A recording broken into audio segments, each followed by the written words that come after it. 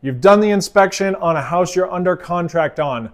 Congratulations, what a huge milestone. But what's next? What do you do now? Sometimes a report can be completely overwhelming. It can be over 100 pages of red flags and things to look for, but honestly, not everything is usually as bad as it may seem. Take some time and digest that report and understand what the main things are that you need to focus on.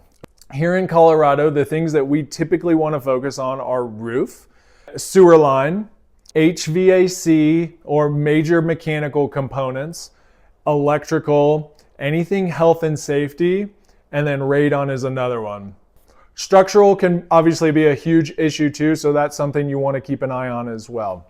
One thing to keep in mind is that your inspector is actually just a generalist, okay? So they have limited knowledge about the in-depth deficiencies that are relating to each specific thing. So for instance, the inspector may come on and say, you know what, your roof is compromised.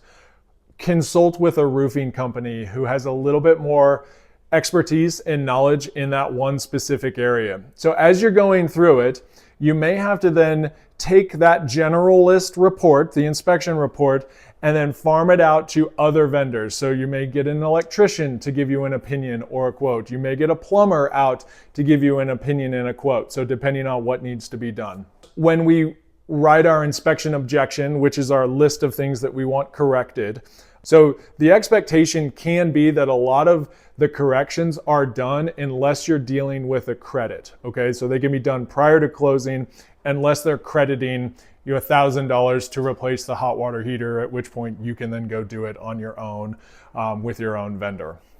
Remember, the inspection process is about making informed decisions. So it's not uncommon to feel overwhelmed by all this.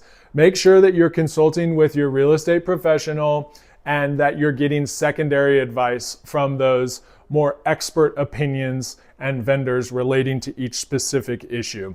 Getting past your inspection period is such a huge opportunity to move forward in the transaction. So congratulations. Let us know if you have any questions. We look forward to seeing you in more videos.